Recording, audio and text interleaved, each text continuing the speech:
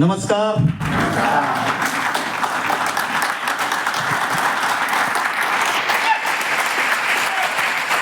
परत एकदा मित्रांनो नमस्कार. नमस्कार. सर्वप्रथम मी माझी ओळख करून देईन. नाव निजाम शेख, फ्रॉम लातूर. व्यवसायाला जिल्हा परिषदला शिक्षक म्हणून काम करतो मी. जसं तुम्ही इथे आलात तसं मला सुद्धा कोणी ना कोणी यामध्ये आणलं असेल. थोडं कळेल का मला नवीन लोक किती आहेत जे पहिल्यांदाच या ठिकाणी आले. थोडंसं हात वरी करा. थँक्यू. तर डिस्ट्रीब्युटरना मी विनंती करतो की या नवीन पाहुण्याचं आपण परत एकदा जोरदार टाळ्यानं स्वागत करूया. जोरदार टाळ्या झाला पाहिजे. मित्रांनो, या व्यवसायामध्ये मी आलो 8 मार्च 2020 ला. इथं कुणाला ना कुणाला कोणी ना कोणी ओळखीच्या व्यक्तीने इथं आणलेलं आहे. पण मी एक असा व्यक्ती आहे की मला अनोळखी व्यक्तीने या सिस्टम मध्ये आणलं. मी ड्युटीवरती असताना एक अचानकपणे मला एक फोन आलेला आहे की सर एक जबरदस्त ऑपॉर्च्युनिटी आहे, तुमचं पूर्ण जीवन बदलणार, तुमचं गाडी होणार, तुमचं बंगला होणार, तुमचे सगळे स्वप्न पूर्ण होणार. काय वाटतं तुम्हाला? खरं वाटलं असेल मला. माझ्या डोक्यामध्ये एकच विचार आला की काहीतरी भानगड आहे, दाल में कुछ ना कुछ काला है. कुठली तरी स्कीम असणार, कुठेतरी मला हा व्यक्ती पैसे भरायला लावणार, कुठेतरी मला नेऊन फसवणार. मी त्यांना एकाच वाक्यामध्ये सांगितलं की सर 8:30 ते 4:30 वाजेपर्यंत मी शाळेमध्ये बिझी असतो आणि अशा भानगडी करायला मला अजिबात वेळ नाही, प्लीज मला सांगू नका. त्यावेळेस त्या व्यक्तीने समोरून मला असं बोललं की सर तुम्हाला भेटण्यासाठी मी 350 किलोमीटरवरनं लातूरला आलोय आणि एकतर तुम्ही स्वतः शिक्षक आहात आणि एखादा विषय समजून घेण्याच्या अगोदर त्याच्यावरती भाष्य करणं हे तुम्हाला बरं वाटतं का? त्यावेळेस मला माझी चूक लक्षात आली. मी म्हटलं ठीक आहे, काय हरकत आहे. 4:30ला शाळा सुटेल, 5:30ला मला पोहोचायला लातूरला 5:30 वाजतील. जाऊन त्यांना भेटून त्यांचा चहा घेऊन घरी जायला काय प्रॉब्लेम आहे. मी सरांना बोललो की सर काही हरकत नाही, पण मी काम वगैरे काही करणार नाही, तुम्ही एवढ्या लांबून आला तर मी तुम्हाला फक्त भेटणार आहे. ठीक आहे. मग त्यावेळेस सर बोलले की ठीक आहे या. मग सरांना भेटायला गेलो. मी 4:30ला शाळा सुटली, 5:30ला लातूरला पोहोचलो. सर दयानंद कॉलेजच्या समोर एक उदयश्री हॉटेल म्हणून आहे, त्या हॉटेलला सर थांबलेले होते. सरांना फोन केला की सर मी आलोय. सर बोलले की या रूम नंबर मध्ये या. पायऱ्या चढत असताना डोक्याला एकच मेसेज दिला, एकच कमांड दिली की किती जरी भारी बोललं तरी जाळ्यामध्ये अडकायचं नाही, सरळ चहा प्यायचा आणि सरळ घरी निघून जायचं. लक्षात घ्या मित्रांनो, जसंही मी सरांसमोर बसलो, या ठिकाणी तुम्हाला प्लॅन प्रेझेंटेशन झालं, प्रोडक्टचं नॉलेज दिलं, बरोबर ना? कोण दिलं? युनुस मिर्झा सर ना? यस. सरांसाठी एक जोरदार टाळ्या झाल्या पाहिजेत मित्रांनो. बघा मित्रांनो, संधी हा न दिसणारा पक्षी आहे. दिसता क्षणी जो शिकार करतो ना 100% तो टॉपला जातो. लक्षात घ्या. मी सरांसमोर बसलो, सर मला प्रोडक्टचं नॉलेज देत होते, एक एक प्रोडक्ट सांगत होते, माहिती पुढे जात होती. सगळ्यात शेवटी पूर्ण प्लॅन झाल्यानंतर सरांनी माझ्याकडे डोळे वर करून पाहिले, सर काय म्हणणं आहे तुमचं? त्यावेळेस मी बोललो सर तुम्ही फार भारी बोललात, पण तेवढेच तुमचे प्रोडक्ट भारी असायला पाहिजे. कारण डोक्यामध्ये टोटली निगेटिव्हिटी. बघा इथे जे नवीन लोक आलेले आहेत ना, ते एका फोननं आलेले नाहीत. किमान आमच्या डिस्ट्रीब्युटरनी त्याला 10 वेळेस फोन केला असेल, 50 वेळेस फोन केला असेल. काहींना गाडीत घालून आणला असेल, काहींना गाडीवर बसून आणलेला असेल. कारण चांगल्या गोष्टी माणसाला आजपर्यंत कधी पटल्या का? नाही पटल्या आणि पटणारही नाही. लक्षात घ्या. एवढी माहिती ऐकून मी शंका माझ्या मनात आहे की प्रोडक्ट जर चांगले असतील तर बघूया. कारण काम करायचा विषय डोक्यामध्ये अजिबात नाहीये. मग मी काय केलं, माझ्यासाठी आणि माझ्या आईसाठी एक प्रोडक्ट घेतलं आणि मी एकदम फिट, मला काही प्रॉब्लेम नाही. मी घेतलं, घरी नेऊन दिलं आईला आणि आपलं घर ते शाळा आणि शाळा ते घर, आपलं डेली रुटीन सुरू झालं. 8 दिवसाच्या नंतर ज्यावेळेस मला माझी आई म्हटली की मला याचा औषधाचा फरक पडतोय.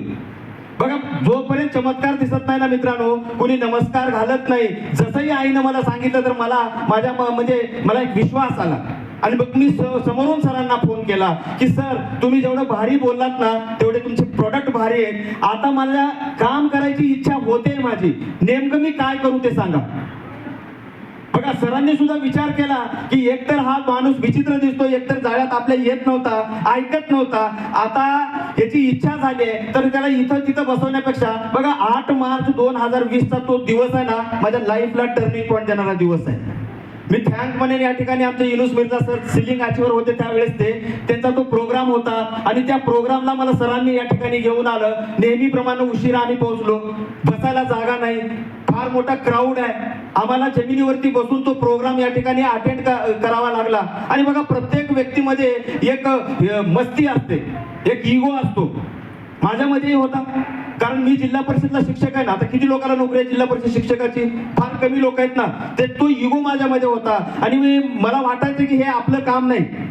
हे ज्यांना कामच नाही अशा लोकांचं काम आहे. आपण म्हणजे एक स्टँडर्ड आहे, आपल्याला महिन्याला लाख रुपये पगार आहे, त्याच्यामुळे आपण या भानगडीत पडायचं नाही. पण ज्या वेळेस मी तो प्रोग्राम अटेंड करत होतो मित्रांनो, माझ्यापेक्षा हाय स्टेटसचे, चांगले नोकरीवरचे, वेगवेगळ्या कॅटेगरीचे लोक या ठिकाणी स्टेजवरती येऊन शेअरिंग करत होते, स्वतःचा अनुभव सांगत होते आणि माझं निगेटिव्हिटी टोटली जात होती. आणि माझ्या मनामध्ये जो इगो होता, जो एक घमंड होता की मी फार भारी आहे, बाकी सगळं शून्य, ऑटोमॅटिकली कमी झाला. आणि सगळ्यात शेवटी पूर्ण प्रोग्राम मी अटेंड केला आणि जाताना एक प्रतिज्ञा घेतली, एक संकल्प केला की काम आपल्याला असं करायचं की लोकांनी आपल्याकडे बघितलं पाहिजे, एक वेगळी आपली आयडेंटिटी निर्माण झाली पाहिजे. तिथून आम्ही लातूरला गेलो आणि लक्षात घ्या, देश स्वतंत्र झाल्यापासून कधीच घडलं नाही अशी एक घटना घडली.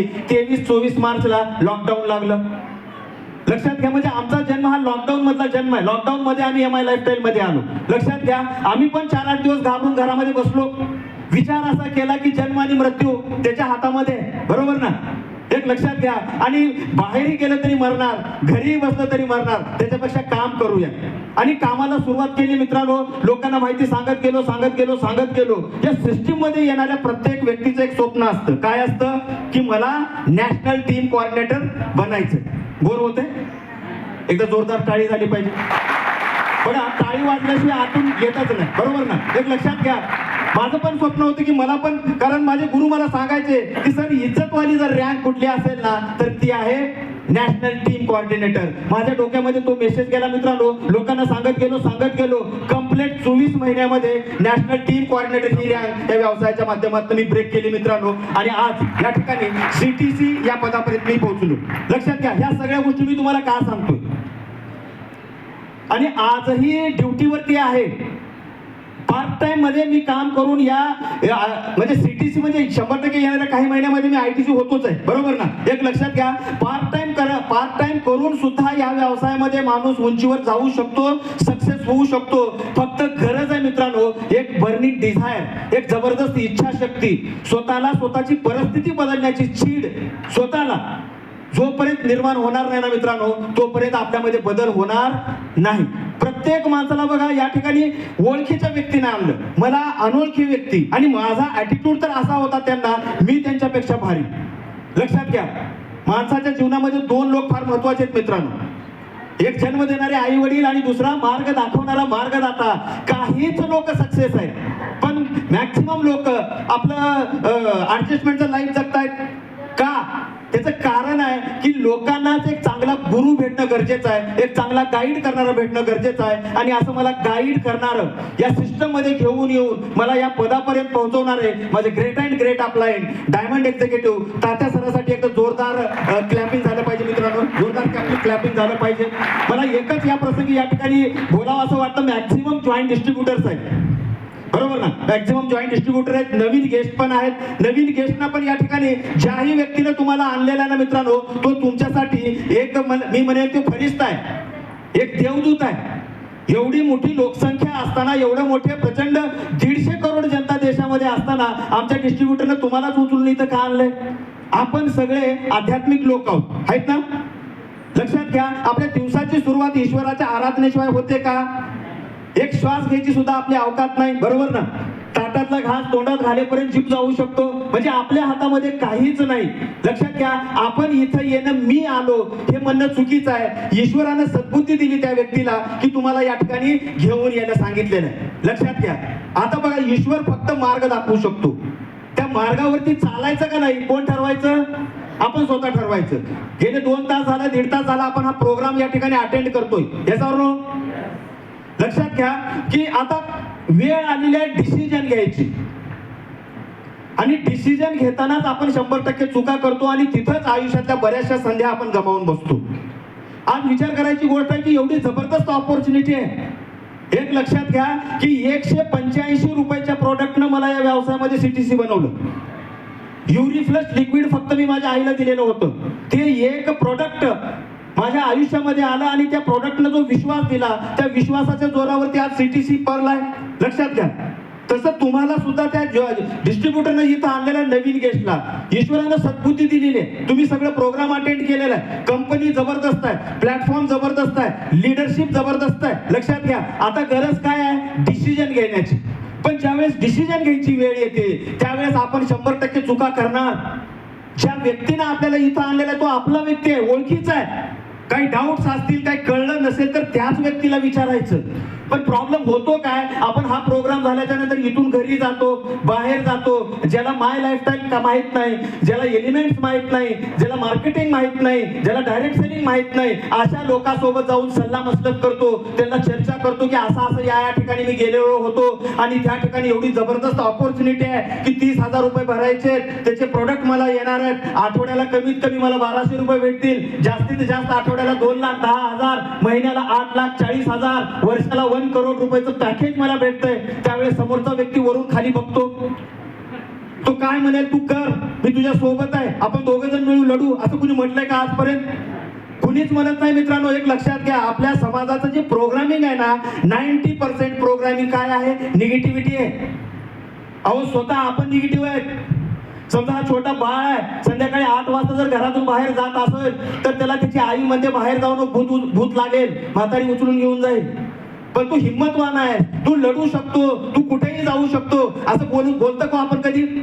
विचार करा मग. हा नवीन आलेला गेस्ट 10-20 लोकांपर्यंत जाऊन चर्चा करतो, कारण या ठिकाणी विनू सरांनी सांगितलेलं आहे ऑर्गनायझेशन 1 मध्ये 2 मध्ये या ठिकाणी लोकांना आणायचं आहे, एवढा सेल झाला, मॅच होणार आहे, बरोबर ना, आणि त्याचे पेमेंट या ठिकाणी आपल्याला भेटणार आहे, वीकली इन्कम भेटणार आहे. त्यावेळेस तो व्यक्ती असा विचार करतो की मी जातो आणि माझ्या सहित माझे ऑर्गनायझेशन 1 आणि 2 मधल्या लोकांसह जॉईन होतो आणि तिथंच तो आत्महत्या करतो.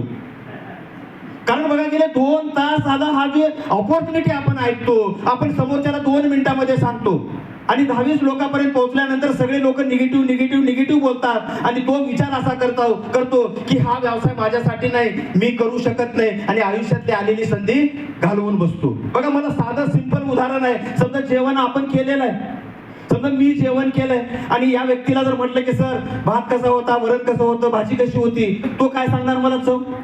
कारण जेवण मी केलंय, बरोबर ना. तसं गेले 2 तास झाला तुम्ही या ठिकाणी बसलेले आहेत, पूर्ण प्रेझेंटेशन तुम्ही ऐकलेलं आहे आणि करायचं काय आहे, आयुष्यामध्ये एकदा 30,000 रुपयाचे प्रॉडक्ट घ्यायचे. लक्षात घ्या, बाहेरच्या मार्केटमध्ये या संभाजीनगरमध्ये जर स्वतःचं एखादं छोटंसं बिझनेस जर टाकायचं आहे, बिझनेस जर उभा करायचा आहे, कमीत कमी 25-30 लाख रुपये घेऊन उतरावं लागेल. Yes or no? चहाची टपरी टाकायची तर 2-3 लाख रुपये 4 लाख रुपये टाकावे लागतील. Yes or no? लेडीज समजा एखादा ब्युटी पार्लर टाकायचा असेल तर किमान 5 लाख रुपये तर घेऊन त्या ठिकाणी मार्केटमध्ये उतरावं लागेल आणि लोकांची वाट बघावी लागेल. इथं काय रिस्क आहे? 1 रुपयाची रिस्क नाहीये. जेवढे पैसे देतो त्याच्या बदल्यामध्ये वस्तू मिळते आणि ही पृथ्वी तलावरली एकमेव अशी ऑपॉर्च्युनिटी आहे की इथं आपला बिझनेस डेव्हलप करण्यासाठी दुसरे लोक मदत करतायत. लक्षात घ्या. तर या ठिकाणी मला एकच या ठिकाणी तुम्हाला सांगायचं आहे की स्वतःचा डिसिजन स्वतः घ्या. सरांचा इशारा माझ्या लक्षात आलाय, बरोबर. तर एकच म्हणेल, लोकांना विचारू नका. मी जर आजपासनं 5.5 वर्षापूर्वी जर लोकांना विचारलं असतं तर या समाजानं मला माय लाईफस्टाईल करू दिली नसती आणि आज मी या व्यवसायामध्ये या ठिकाणी या रँक पर्यंत पोहोचू शकलो नसतो. फक्त स्वतःचा डिसिजन स्वतः घ्या. या सिस्टम मध्ये ज्या व्यक्तीने या हॉल मध्ये आणलेलं आहे त्याची साथ सोडू नका आणि आयुष्यभर ह्या व्यवसायामध्ये अतिउच्च पातळीवर जायचं आहे, फार मोठं यश आपल्याला संपादन करायचं आहे. तर स्वतः विद्यार्थी मरू देऊ नका. शिकण्याची भूक कधीच शमू देऊ नका. जेवढं जास्त शिकाल तेवढं पुढे जाल. तुम्हा सगळ्यांना या सिस्टीम मध्ये येण्याच्या अगदी मनापासून मी खूप खूप शुभेच्छा देतो. आणि या ठिकाणी बोंद्रे मॅडम आणि ऑल लीडर्सनी या ठिकाणी मला बोलावलं, माझा अतिशय मनापासून त्यांनी मान सन्मान केला, त्याबद्दल मी या ठिकाणी आमचे होस्ट अक्षय गोरटकर सरांसाठी एकदा जोरदार टाळी झाली पाहिजे मित्रांनो.